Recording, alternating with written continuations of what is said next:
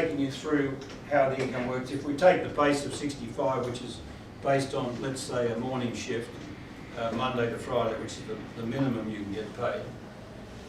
Firstly, the government forces the employer to take the tax out before you get your cheque, and you get a cheque every 2 weeks.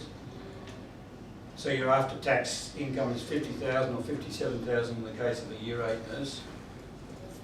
Then you pay your rent and your utilities, your phone, your electricity, your living expense being food and clothing, and your health insurance.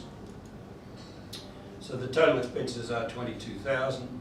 So the minimum savings is 27,000, which is about 14 lakh. So if you invest 12 to 14 lakh in this program that you're thinking of taking up, you get that investment back in 1 year. Now, I've been in business a long time, and I don't know any investment that returns me my investment in 1 year. Usually takes 3 years.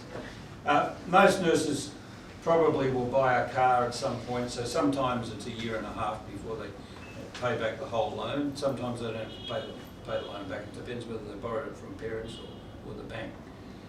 But you have $27,000 to decide what you do with it. A lot of nurses send that back home, of course.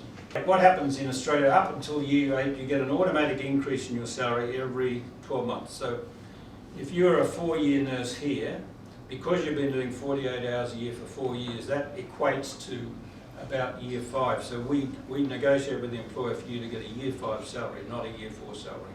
You've been working for 4 years, but you've actually been doing the hours equivalent to an Australian for Year 5. So we get you the Year 5 salary.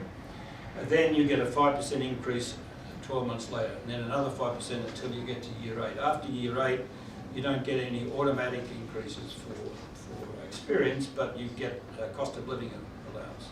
So cost of living increase in Australia is about the rate of inflation, which is about 3%. Most employers would increase their salaries on top of that 5% by about 3 to